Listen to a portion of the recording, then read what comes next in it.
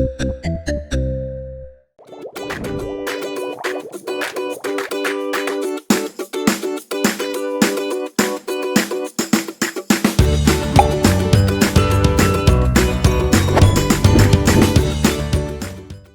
students, I hope you are doing well.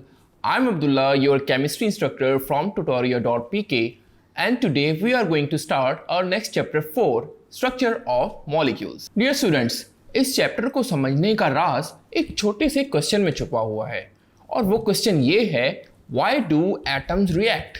यानी atom को क्या ज़रूरत है कि वो रिएक्ट करें। चलते हैं इसका जवाब ढूंढने की तरफ। देखें, दुनिया की कोई भी चीज़ चाहती है कि वो स्टेबल हो जाए। मतलब ये मार्कर यहाँ पे मौजूद है मेरे हाथ में, अगर मैं इसको यहाँ से छोड़ूं तो ये नीचे आएगा, तो इस स्टेट पे ये अनस्टेबल है। जैसे ही मैंने इसको ड्रॉप किया तो ये नीचे आएगा और यहाँ आके ये स्टेबल हो जाएगा। तो कोई भी चीज़ चाहती है कि वो स्टेबल हो जाए।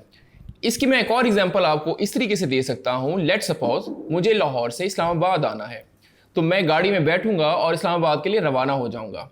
अभी मैं अनस्टेबल हूँगा, तो मेरी कोशिश ये होगी कि मैं इस्लामाबाद पहुंच जाऊं और once I will reach my destination तो मुझ में एक स्टेबिलिटी आ जाएगी।